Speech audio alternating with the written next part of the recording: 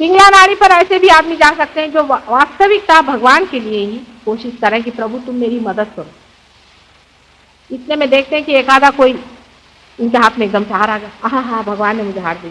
फिर देखा कि उनके हाथ में से कुंकू चला जा रहा है, अरे वाह वाह परमात्मा मेरे हाथ में से कुंकू डाले। फिर उन्होंने देखा कहीं से एकदम से उनके हाथ में गणेश जी की मूर्ति आ गई। हाँ गणेश जी की मूर्ति आ गई, क्या कमाल है परमात्मा का, परमात्मा ने मुझे गणेश जी की मूर्ति दे दी। क्या परमात्मा को और कोई धंधा नहीं है? आपको खुद सोचना चाहिए कि परमात्मा जो कि सारी सृष्टि की रचना करी है उसने, वो क्या इसलिए करी कि आपके हाथ में पत्थर दे, ये मिट्टियां दे? इस पिंगला नाड़ी पर काम करने वाले जो बहुत ज्यादा बढ़ जाते हैं वो राक्षसों की योनि में उतरते हैं। महान राक्षस जो बड़े बड़े राक्षस संसार में हो गए, जैसे कि महिषासुर है, रावण है, बीजासुर है आदि वगैरह, सब फिर से पैदा हो गए हैं, आज हिंदुस्तान में मौजूद है। वापस सबको मार काट करके 1000 बार खत्म किया, फिर से वापस है जैसे कि वैसे, और बुरी हालत में, क्योंकि इस वक्त उन्होंने चोगे बदल लिए हैं। अपने को राक्षस नहीं कहने देते इस वक्त में, वो अपने को असुर नहीं कहते हैं लेकिन भगवान ही कहते हैं। उनको पहचानने की बहुत ही साधारण एक बात, जो लोग परमेश्वर के नाम पर पैसा इकट्ठा करते हैं वो कभी भी भगवान की बात नहीं करते, क्योंकि पैसा पासू ठोकर, पैसा मनुष्य ने बनाई है। दूसरी पहचानने की बात यह है कि जो परमात्मा की बात करता है वो आपको शक्तिशाली बनाता है, न कि आपकी शक्तियां छीन ले। आप देख रहे हैं कि हमारे ही अंदर जो लोग पार हो गए वो खुद ही आपसे बता रहे हैं इसमें चढ़ रहा है, नहीं इनकी जागृति कर रहे हैं, इनको पार कर रहे हैं। हमारे पास ऐसे कुछ लोग हैं 25-26 आदमी कि जो पार भी कराते हैं। जागृति तो बच्चा भी कर सकता है, और ऐसे बच्चे भी हैं जो पार कराते। तो जो अपने को बहुत बड़े शक्तिशाली कहते हैं वो सिर्फ आपकी शक्ति छीना है। जैसे कि एक सिकली आपके ऊपर में इस तरह से जाल पड़ जाता है कि आपकी समझ में नहीं आता कि हम किस चक्कर में घूमें। और दुख तो यह है कि जो ढूंढने वाले हैं वही इसमें फंसते हैं, जो खोजने वाले हैं वही इसमें फंसते हैं, दुष्ट लोग इसमें फंसते ही नहीं, क्योंकि तो उसमें धर्म में उनकी रुचि है।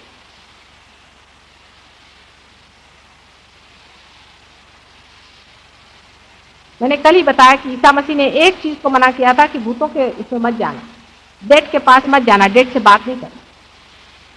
अब देखिए कि सारे आप जाएं कहीं भी, जहां जहां ईसाई लोग हैं सब यही काम कर रहे हैं, स्पिरिचुअल वर्क कर रहे हैं, ये फीवर कर रहे हैं, सेंटोलॉजी कर रहे हैं, सारा भूतों का काम। उनको पता ही नहीं कि भूतों का काम है। भूत माने मरी हुई, जैसे आज हम यहां जिंदा हैं, आप यहां जिंदा हैं, लेकिन जब हम मरते हैं तो मरते नहीं। उसको भी हमने सिद्ध करके दिखाया, आप कभी आए आपको भी दिखाएंगे हम। भूत नहीं दिखाएंगे, उनके असर दिखाएंगे। और जो बाकी का शरीर है, जो सूक्ष्म शरीर है, वो जीवित रहता है, बिल्कुल जीवित रहता है, और वो परलोक में रहता है, कलेक्टिव सबकॉन्शियस में रहता है, जिसका संबंध हमारे साथ से यही पिंगला नाड़ी कराती है। कलेक्टिव सबकॉन्शियस में रहता है, और वहां से वो हमारे अंदर साइकी में आ सकते हैं। जितने भी लोग पागल हो जाते हैं वो इसी कारण हो जाते हैं। आपको आश्चर्य होगा कि कोई कोई यहाँ के जो भगवान कहने वाले गुरु हैं, जब वो मेरे सामने आते हैं तो उनके हाथ यूं यूं यूं होने लग जाते हैं, और एक आदमी अगर पागल बैठा तो वो भी यूं यूं हाथ करता है। इसी से आप समझ लीजिए कि दोनों की क्या दशा है मन की। मन के अंदर में ये चीज घुस जाती है, और वो इस तरह से घुसती है आपको पता नहीं चलता है। वो हमारे आज्ञा चक्र और हमारे नाभि चक्र से और हृदय चक्र से बहुत आसानी थी। जैसे रावण को यह कला अवगत थी कि वो अपने भाषणों में लोगों के नाभि में ऐसा आंदोलन देता था कि वहां से एक भूत अंदर घुसती।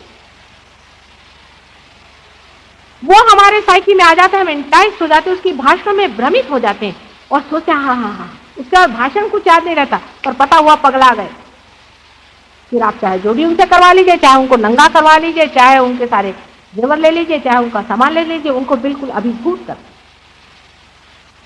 ऐसे काम रोज इस देश में हजारों आदमी इस तरह के हर जगह जैसे कोई मशरूम निकल आते हैं, ऐसे मानो बरसात ही हो गई है कि इस तरह के मेढक सब जगह बोलने लगे। ये सोचना चाहिए इससे हमें आनंद मिला या नहीं, लेकिन एक तरह की उससे अजीब तरह की शांति आपको मिल सकती है। वो ऐसे कि आपका सबकॉन्शियस में आपको हम धकेल दें, तो आप सो गए, आपका माइंड ट्रांस में चला गया, आप स्विच ऑफ हो, आप कुछ सोच नहीं सकते, कुछ नहीं, आप कुछ देख नहीं सकते, सुन नहीं सकते, हम बोलेंगे आप बैठे रहेगा ऐसे चित्रवत से बैठे रहेंगे, कुछ होश नहीं। होश आपके गायब कर दिए, जब होश ही नहीं रहे तो आप क्या समझ पाइएगा किसी चीज। लेकिन जब आपको होश आएगा तो आपकी जिंदगी देख नहीं पाएंगे, फिर कहेंगे मुझे बेहोशी दे। जैसे शराब हो, आदमी शराब क्यों पीता है? जब वो भागना चाहता है असलियत से, कोई उससे ऐसी आफत आ जाती है तो भागना चाहता है, शराब पीता है। शराब पीते वो सबकॉन्शियस की ओर चला जा रहा है उसका। जब वो सबकॉन्शियस में चला गया तो मस्ती में है, क्योंकि होश ही नहीं है।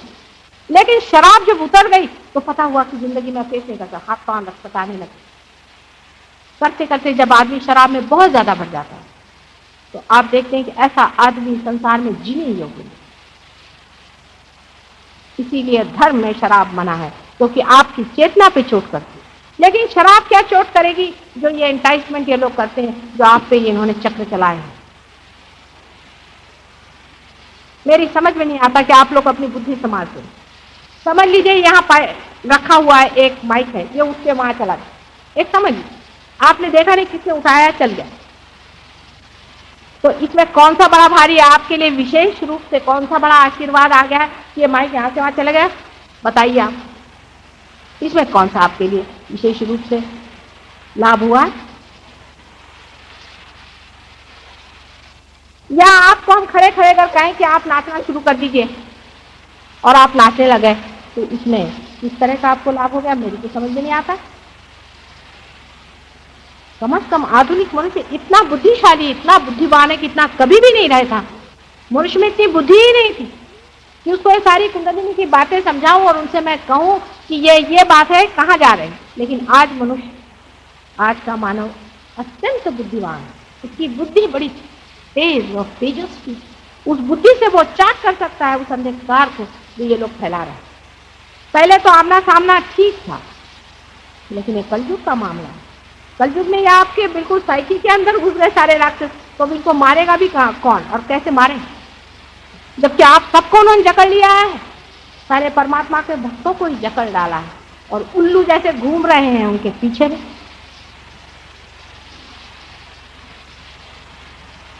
हम जब छोटे थे तो शायद उस जमाने में लोग इस बात को जानते थे, जैसे भानामती इस महाराष्ट्र देश में कहते हैं,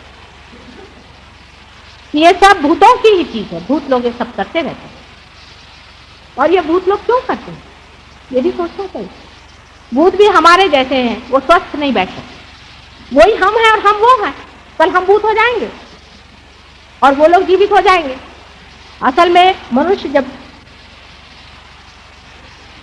जीव धारणा करता है तब वो बढ़ता है, और जब वो मर जाता है तो घटता है। घटते घटते वो छोटा सा जब एक, जिसको कहते हैं कि फीटस बन जाता है, एक बीज स्वरूप बच्चा बन जाता है, तब वो फिर जन्म लेता है। लेकिन अगर उनकी इच्छा ये हो कि नहीं अभी हम क्यों जन्म ले, हम तो इनके अंदर घुस के इनका जरा सा छले, इनको सता। दुष्टों में ये बहुत ज्यादा है, या कुछ अहंकारी लोगों में भी ऐसी होती है।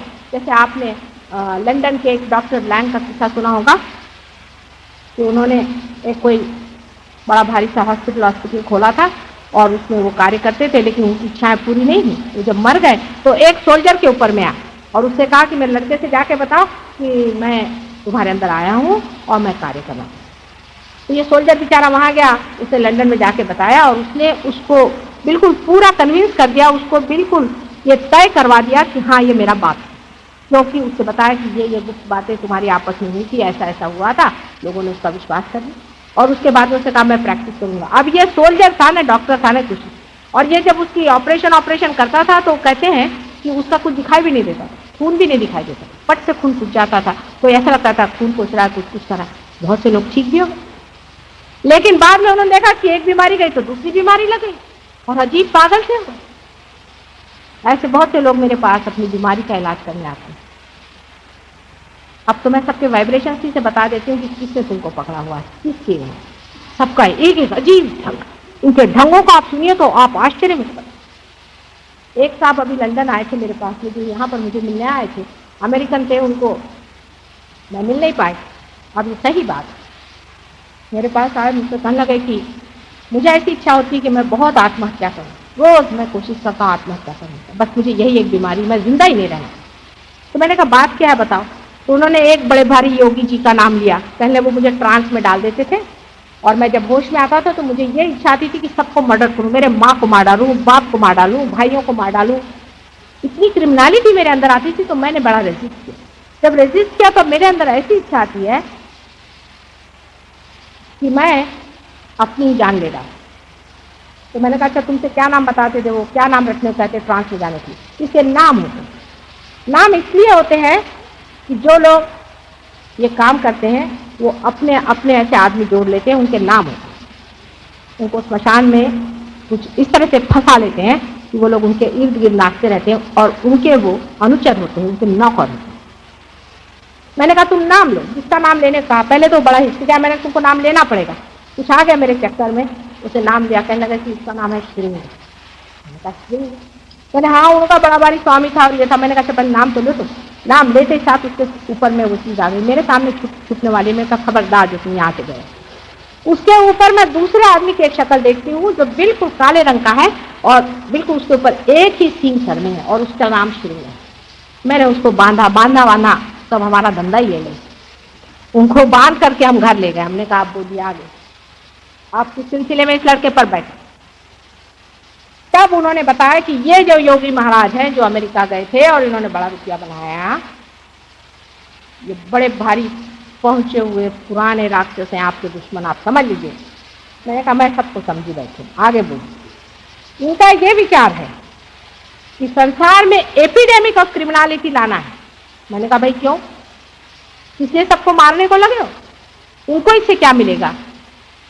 कहने लगे कि आप इसमें यही वो चाहते कि संसार में अंधकार आए, सारे मनुष्य नष्ट हो जाएं, ये उनकी इच्छा है। इसमें तो कोई शंका की बात है ही नहीं कि वो चाहते ही हैं कि सब संसार के लोग नष्ट हो जाएं। लेकिन मैंने कहा कि ये नष्टता इस तरह से क्यों करना चाहते हैं, क्या उनके पास क्या आर्मी नहीं है अपनी। तो उन्होंने मैं एक बात बताई कि ये जो लोग हैं इनमें से बहुत से ही कम लोग हैं ऐसे राक्षस जो मनुष्य योनि में आ सकते, मनुष्य का भेष लेकर आ सकते, जो बड़े मायावी हैं, जैसे रावण है, महिषासुर है, बीजरक्त हैं आदि। लेकिन साधारण राक्षस लोग नहीं आते। मुझे बड़ा आश्चर्य है।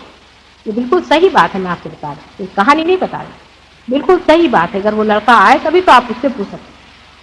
और उसने कहा कि नहीं, हमें ऐसे इंसान चाहिए, ऐसे दुष्ट इंसान चाहिए कि जो जा करके और इंसान के साइकी में घुस सके, क्योंकि हम लोग उनके इसमें नहीं घुस सकते, क्योंकि हम राक्षस हैं।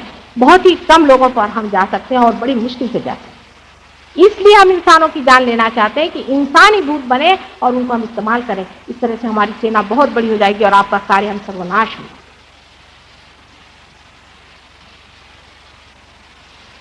अब आप समझ लीजिए कि आप कौन सी जगह खड़े हैं। एक बड़ा घोर संग्राम पीछे में चल रहा है, आपको दिखाई तो कुछ दे ही नहीं रहा। आप तो सोच रहे माता जी यही बातें करें। आपको ये भी सोचना चाहिए कि सारा मेरा घर बार सब छोड़ करके मैं इतनी ज्यादा जो सवार हूँ उसकी क्या वजह है। लोगों को ये भी सोचना चाहिए थोड़ा। इस औरत को किसी चीज की जरूरत तो है नहीं बेचारी, फिर ये क्यों सवार है, क्या बात हो गई, कौन सी आफत ऐसी आफत। ये कल युग में ही एक बड़ा संग्राम छिड़ा हुआ है जिसमें हजारों लोगों ने, जो कि महादुष्ट है, जन्म जन्मांतर से दुष्टता करते हैं। हालांकि ये कहना चाहिए कि वो भी एक ही माँ के बेटे हैं। एक बेटे अच्छे होते हैं, एक महाबुरे निहायत खराब होते हैं। ऐसे हैं जो कि कभी भी अच्छे मार्ग में आ ही नहीं सकते। वो नष्ट करना चाहते हैं सारे संसार। इसका इलाज भी सिर्फ सहज है। पिंगला नाड़ी पर काम करने वाले लोग बहुत जल्दी यशस्वी हो जाते हैं, क्योंकि ये तो बीमारी है। आपको एक भाषण में सबके सब खत्म कर दें। आपको चाहे तो 1 मिनट में हम मेस्मराइज कर, सारा मेस्मरिज्म, सारा ESP, सब कुछ, ये जितने भी धंधे हैं ये सब भूतों के सहारे होगा। अपने यहाँ जो देवी आती है, महाराष्ट्र में तो विशेष रूप से, मैं तो आश्चर्य में पड़ गई कि मंदिरों में देवियां ये लोग बुलाते हैं। ये मुझे बता दीजिए कौन मनुष्य का ऐसा शरीर है या कौन स्त्री का ऐसा शरीर है जो किसी देवी को झेल सके। आपको पता नहीं, मेरी एक एक उंगली और हाथ में धक्का धक चीजें चल रही। अगर आप हाथ रखें तो आपको लगे कंप्यूटर चल रहे हैं सबके अंदर। ऐसे किसके शरीर में इतनी ताकत है जो किसी देवी को सहन कर ले? मैं ये भी पूछना चाहती हूँ। जो जिसको देखो वो कोई नौकरानी हो, जमादारीन हो, कोई भी दुबली पतली कैसी भी औरत हो जिसमें कोई ताकत ना हो, उसके अंदर कोई भी देवी चली आ रही। क्या देवी को और कोई धंधा नहीं? और आके बताती क्या कि तुम्हारा लड़का कब होगा, तुम्हारा लड़की क्यों है? ये तो वो सब बता ही सकते हैं। यही तो उनको आता। और क्या आता? आपका पैसा कहाँ खो गया, आप कहाँ गए थे, आपके बाप का नाम क्या, आपके माँ का नाम क्या, ये सब चीजें पिंगला नाड़ी में सब आदमी बता ही सकते हैं, क्योंकि वो तो भूत बता रहे हैं। वो औरत तो बेहोश रहती है, वो उसके अंदर जो भूत घुसा है वो बता रहे हैं। और आप बड़े खुश हो रहे, हाँ हाँ हाँ देवी तुमने मुझे बता दिया, बड़ा कल्याण कर दिया। इसमें क्या कल्याण है मुझे बताइए? आपके लड़का हो चाहे लड़की हो चाहे न हो बच्चे, इसमें क्या फर्क आने वाला है? न जाने जन्म जन्मांतर से कितने ही बच्चे आपके हो चुके और कितने ही बार शादियां हुई और कितने ही बार आप रईस हुए और गरीब हुए हैं, उसे क्या अंतर आ गया है? आपने अपने ही सामने देखा कोई आदमी बड़ा रईस हो गया तो उसकी कोई आदमी बहुत नीचे गिर गया। क्या फर्क आ गया उसके अंदर अंतरतम में? क्या वो उसकी खुशियां उठा सकता है? क्या उस आनंद को वो अपने अंदर तादाद में ला सकता है? कुछ भी नहीं। हजारों चीजें इकट्ठा कर लेता और कोई भी मजा नहीं उठा सकता। यहां तक कि अपने बीवी बच्चे उनके तक सौंदर्य को वो समझ नहीं सकते। इस पिंगला नाड़ी के चक्कर से बहुत बच्चे रहने की जरूरत। इनके तरीके जो होते हैं, इसमें जो विशेष तरीके लोग करते हैं, मुझे अमेरिका में किसी ने पूछा था कि कैसे करें कैसे, वो लोग यही करना चाहते हैं, अकल उनकी खराब हुई। इनके बहुत से तरीके होते हैं, जैसे कि वो कहीं एक जगह कॉन्सेंट्रेशन करी, जैसे कि आपने आज्ञा चक्र पे कॉन्सेंट्रेशन, आज्ञा चक्र पे कॉन्सेंट्रेशन करना बहुत गलत बात। आपसे कहेंगे कि आप आज्ञा चक्र पे कॉन्सेंट्रेशन करें, आज्ञा चक्र आपका टूट जाए। कोई सी भी, जैसे ये इंस्ट्रूमेंट है, अब आप एक ही जगह दबाते जाए तो इंस्ट्रूमेंट टूट जाए। इस इंस्ट्रूमेंट का कार्य यह है कि इसको आप मेन से लगा दीजिए और इसमें आप बोलिए, ये इसका कार्य। आपके शरीर का ये कार्य है कि आप खोखले हो जाइए और परमात्मा की जो शक्तियां हैं उसको अपने अंदर से वहन करें। अब आप चाह रहे हैं कि अपने आज्ञा चक्र में आप छेद करें, हो गया। जैसे ही आपने आज्ञा चक्र पे छेद किया, एक आ गया भूत अंदर में, उससे आपको एक आध शक्ति आ गई, बस आप बाबा जी बन जाइए, आसन आसन लगा के जम जाइए आप ऐसे बाबा जी। तो चलो ठीक है, थोड़े दिन बाद ठीक भी हो जाता है मामला, क्योंकि उन्हीं पर वो चीज उलटने लग जाती है और अंत उनका बिल्कुल मृत्यु उनकी इतनी खराब होती है और उसको देख के लोग कहते हैं भगवान बचाए रखे, इसके तो कीड़े पड़ गए। लेकिन जो मजे हुए लोग हैं वो ऐसे नहीं सीधे सीधे करते। जो मजे हुए लोग हैं उनका तरीका और है, उन्होंने बड़ी सिद्धियां प्राप्त करके रखी, संसार को नष्ट करने के बड़े उन्होंने आयुध और साधन जोड़ के रखे। वो किस तरह से जोड़ते हैं? मसानों में काम। तो युगों युगों की ये सब तपस्याएं हैं। हिमालय में बहुत बैठे हुए हैं, हिमालय में भी ऐसे लोग बैठे हुए हैं जहाँ पर बहुत बड़े बड़े संत और बड़े बड़ी आत्माएं वहाँ अपने प्रकाश से आलोकित है। और वहीं पे ऐसे अंधकार के पुंज भी उसी हिमालय पर भी वहां बैठे हुए हैं। उसका कारण है कि जो ये अंधकार के पुंज है ये नीचे उतरेंगे नहीं, क्योंकि नीचे आएंगे तो हम लोग बहुत पवित्र हैं उनसे, तो हमसे जल जाएंगे। और ये जो आलोकित लोग हैं ये भी नीचे नहीं आएंगे, क्योंकि उनकी जो पवित्रता है इतनी सेंसिटिव है कि कोई भी भूत बाधा वाला आदमी होगा तो उनके चोट कर जाए। जैसे हमारे गगनगिरी महाराज इतने बड़ी आत्मा होते हुए भी उनकी उंगलियां अंदर में धंसती, पांव अंदर में धंसते, वो शेर पे सवारी करते हैं, ऊपर में सांप लोटे रहते हैं उनके ऊपर। ये कोई चमत्कार की बात नहीं, पर सांप और शेर और कोई भी कुछ हो, कुत्ता बिल्ली जो भी है, ये परमेश्वर का प्रेम समझते हैं तो उनसे निपट जाते हैं। इसमें कोई ऐसी बड़ी भारी बात नहीं, कोई चमत्कार की बात नहीं, सहज नहीं है। अगर हम ही जंगल में चले जाए नहीं हो, वो लोग वाइब्रेशन फील करते हैं, आप लोग फील करें ना करें, वो लोग फील करते। लेकिन वो लोग भी जंगल में है, ये लोग भी जंगल में है, क्योंकि सब आपस में जल जाते हैं। अब हमारे लोग जो काम करते हैं शुरू में खास करके जलते हैं। अभी एक महाशय जी जिन्होंने बहुत ही गहरा काम कर दिया, उनके हृदय में काफी आग हो गई, उसका प्रोटेक्शन। असल में इतने बड़े बड़े साधु संतों को बताने के लिए उनकी माँ नहीं थी, कि उनका प्रोटेक्शन कैसे, उनका बचाव कैसे। ये तो पहली ही मर्तबा ऐसी बात हुई है कि हम सारे ही बचाव की लेकर आए यहाँ पर, और आपको सारी की सारी बातें बता सकते हैं कि अपना बचाव इन दुष्टों से करके और कैसे इनको खत्म करो, कैसे अपनी ढाल इस्तेमाल करो, कैसे अपनी तलवार इस्तेमाल, और वो भी तलवार प्यार की। आपको आश्चर्य होगा कि तलवार जो प्यार की है उसकी शक्ति कितनी है, प्रचंड, क्योंकि सारे वाइब्रेशन की उसी की शक्ति। जैसे कि मैंने कल आपसे बताया, किसी ने कहा कि वियतनाम का प्रॉब्लम कैसे सॉल्व होगा, तो मैंने कहा कि अच्छा इसको तो तुम सॉल्व नहीं कर सकते, लेकिन जिस दिन सहयोग स्थापित हो जाएगा उस दिन वॉर हो ही नहीं सकता, क्योंकि कोई बंदूक किसी के ऊपर उठा ही नहीं पाएगा। हमारे ऊपर कोई बंदूक उठा ले तो हम मान जाए, कोई हमारे सामने आके बंदूक चला दे तो हम मान जाए, हाथ जाए, क्योंकि वो हाथ भी तो चाहिए जो कि बंदूक का ट्रिगर खींच सके, हाथ थर थर थर थर कांपने लगे। और हम तो कुछ भी नहीं कहेंगे, हम हंसते ही रहेंगे, फिर उससे प्रेम की वर्षा देंगे। ये बिल्कुल सही बात है। कल युग में भी अगर इसे आप चमत्कार मानते हैं तो आकर खुद देख लें अपनी आंखों से। मैं इसे चमत्कार नहीं मानती, क्योंकि ये चीज सारी इतनी सहज में है, मैं इसे बिल्कुल भी चमत्कार नहीं। हाँ, एक चमत्कार जरूर मानती हूँ कि सामुदायिक रियलाइजेशन आज जो हो रहा है इसको मैं जरूर बहुत बड़ी चीज मानती हूँ, और इसीलिए मेरी तबीयत बड़ी खुश है। अब भी आज अगर ये शरीर छोड़ना पड़ जाए तो मैं तैयार हूं, क्योंकि हो गया, लेकिन नहीं, अभी भी एक बड़ा भारी संग्राम जो पीछे से छिड़ गया, और इतने जोरों से ये लोग आप सबको पकड़े हुए हैं।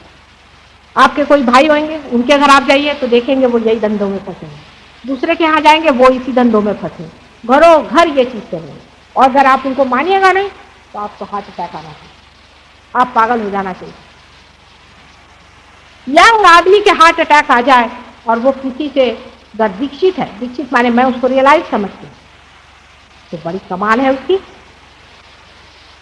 शायद हमारे ग्रुप में सिर्फ 3 आदमी मरे अभी, इसमें से एक 96 ईयर ओल्ड थे, उनकी भी यहाँ से प्राण गए। दूसरे साहब मरे, वो 72 ईयर्स थे, उन्होंने भी आंख बंद करके उनकी मृत्यु हुई, आंख नहीं खुली, उनके भी प्राण यहाँ से गए।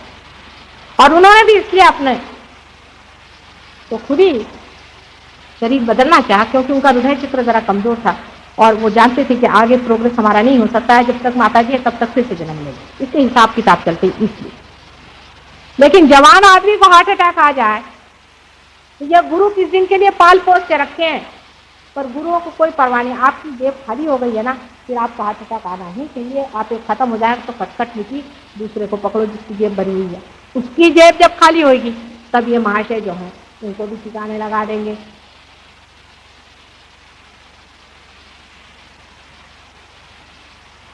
ये बड़ी भारी ऐसी समस्या संसार के सामने, उसे कोई समझता ही नहीं है, ना देख नहीं सकता है और जान नहीं सकता। हाँ, जो लोग हमारे साथ हैं वो लोग इस बात को समझ रहे हैं और उसकी गंभीरता को समझ रहे हैं, और देख रहे हैं कि आए दिन इस आदमी का ये पकड़ गया, उस आदमी का वो पकड़ गया, उसकी ऐसी हालत है वैसी हालत है। आज ही एक देवी जी हमारे पास आए, कहने मेरे दिल में धड़का होता है। मैंने कहा कैसे? कहने मेरा लड़का, इसके लिए मैं 8 साल पहले उसके लिए फोटो ले आई थी बाबा जी का, वो घुटे हुए बाबा जी, मैं जानती हूँ उनको भी, और उनको घर में रखा। उस दिन से लड़का पगला हो गया और मेरी हालत खराब हो गई, मेरे हाथ में बड़ा दर्द होता ही है, वो मैंने पैर रखा वो ठीक हो गई। तो मैंने कहा पहले वो फोटो उठा के उधर फेंको। बोले माता जी फोटो से क्या होता? जब मेरी फोटो से हो सकता है तो उनकी भी फोटो से। जैसे एक आदमी प्यार फेंकता है तो वैसे ही दूसरा आदमी हेट्रेड फेंकता है, उसकी भी एक बड़ी भारी साइंस, उसका भी एक बड़ा भारी तरीका है, और इसके बारे में हर एक बड़े बड़े आदमियों के लाइफ में बातें बताएंगे। लेकिन ये लोग कभी भूत की बात नहीं करने वाले, क्योंकि ये खुद ही भूत है, ये क्यों भूत की बात करेंगे। नानक जी के आप जीवन में देखिए कि एक बार वो कलकत्ते गए थे, तो वहां पे एक औरत थी और वो ऐसे धंधे करती थी, तो उन्होंने सारे सिखों को मना किया है कि खबरदार इस चीज में पढ़ना। और पता नहीं सिख लोग उसमें गए कि नहीं, ये मैं नहीं कह सकती, लेकिन बड़े इससे उन्होंने कहा। तब तो सिख नहीं थे, लेकिन नानक के जो फॉलोअर्स थे उनसे उन्होंने, किसने नहीं कहा मुझे बताइए कि इनके चक्करों में फंसना है। लेकिन हम लोग वो सब बातें भूल बैठे हैं और उसका हम ख्याल नहीं करते हैं, और नहीं हम उसके बारे में जानना चाहते हैं, क्योंकि हमसे तो ये भूत की बात मत क्यों न कर। अगर वो है तो मुझे बताना होगा कि बेटे इसमें हाथ न लगाओ, तुम्हारा हाथ में शॉक लगे। कोई भूत की बात वही नहीं करते हैं जो स्वयं भूत है। लेकिन मुझे बताना होगा कि अंधेरा भी है और उजियारा भी है। अंधेरे को पीटने की जरूरत नहीं, सिर्फ उजियारा हो जाए, आपके हृदय में ये प्रेम का दीप जल जाए, सहज योग से आप पार हो जाए, और उसके बाद आप देखिएगा कि ये स्वयं ही अंधेरा मिट जाएगा। और सत्य युग आएगा तो इसी वजह से आएगा, और नहीं भी आएगा तो इसलिए नहीं आएगा कि आपने इसे स्वीकार नहीं।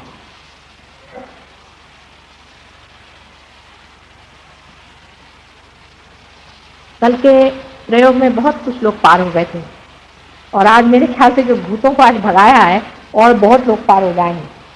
आशा है कि आज भी थोड़ा सा हम लोग कोशिश करें और कुछ लोग पार हो ही जाएं तो बड़ा फायदा हो जाए। और मेरे ख्याल से कुछ लोगों को बड़े प्रश्न पूछने की अंदर से वो आ रही है कि माता जी से ये प्रश्न पूछे, वो प्रश्न पूछे। नहीं, अभी जरा रखा जाए। ऐसे जो लोग प्रश्न पूछना चाहते हैं तो मैं फिर से, मेरे ख्याल से 17 या 2 तारीख को है, फिर से प्रोग्राम वहाँ आऊँगी। आप मुझे वो प्रश्न लिख के दीजिए। आप प्रश्न पूछ लें, प्रश्न का उत्तर भी मिल जाएगा, लेकिन प्रश्न के उत्तर से रियलाइजेशन नहीं मिलने वाला, बातचीत से, किताब पढ़ने से रियलाइजेशन नहीं मिलने वाला। और शंकराचार्य ने खुद ही कहा था कि योग और सांख्य आदि चीज़ों में पढ़ने से रियलाइजेशन नहीं है।